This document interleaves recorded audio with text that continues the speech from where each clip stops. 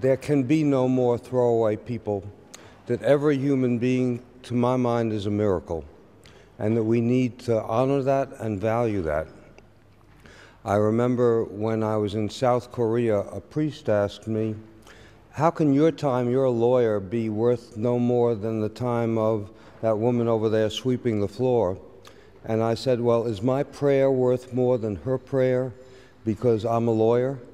And he said, okay, I get it. All of us know there are worlds for all of us that are more important than market price. Our loved ones, certainly, justice, democracy, preserving the planet. We know those are important. And I think that the real economy that we have to rebuild is family and neighborhood and community.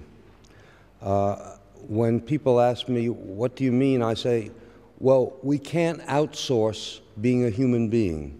We can't contract for all of the responsibilities we have as family, as caring people, as citizens, and as human beings on this planet.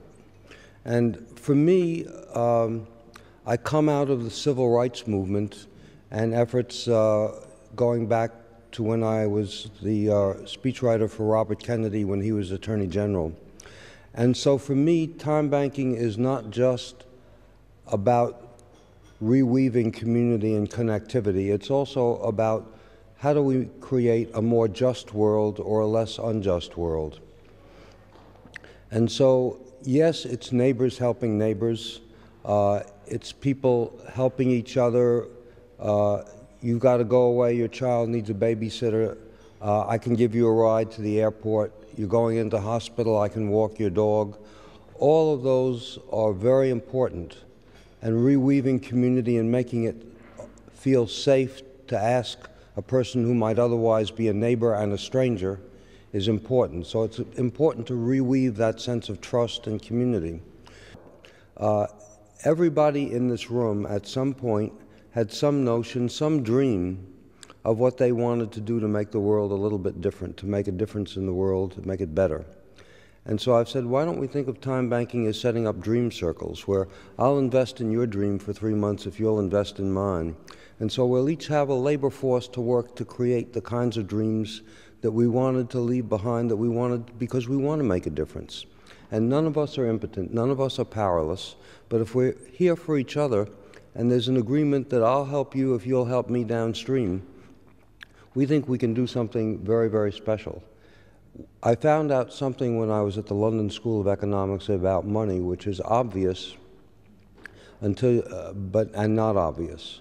We all know that in the monetary world, price defines value. So if a thing is scarce, it's got a high price, it's valuable. If a thing is abundant, it's cheaper. If it's really abundant, it's worthless.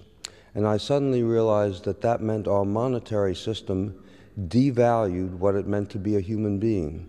All the universals that define us, that enabled our species to survive, our willingness to care for each other, to come to each other's rescue, to teach each other, to stand up for what's right, to grieve, to celebrate, all of those fundamental things that our species needed to survive, we have devalued because they're abundant, they're universal. And I thought, wouldn't it be important to create a medium of exchange that honored and rewarded us for being human beings?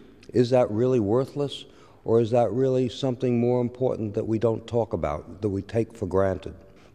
And so I think it's time that we start revering and respecting each other and trusting each other and learning over again what it means to be a human being. I think it's a miracle, as I said, and I think understanding and appreciating that miracle. And people say often, I don't have anything to offer. And that's one of the first problems you hit. And I say, well, do you know how to tie your shoes?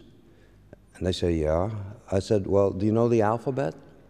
I said, you know, there's a preschooler that could learn, that you could teach how to tie his shoes. And there are second and third graders who need to learn the alphabet. And maybe about 5% of you is on your resume, and the other 95% of you doesn't even exist in terms of what people know about you. And I think what TimeBank is about is saying we need that other 95%. And what a medium of exchange does, a currency does, is it puts supply and demand together. I do not know of a poor community. I know of communities without money or with little money, but every community to me is rich in the people and the capacity. And so we have to begin finding a way to discover that capacity, to share it, and to make it available, and to put supply and demand together. And that's what time banking can do and promote.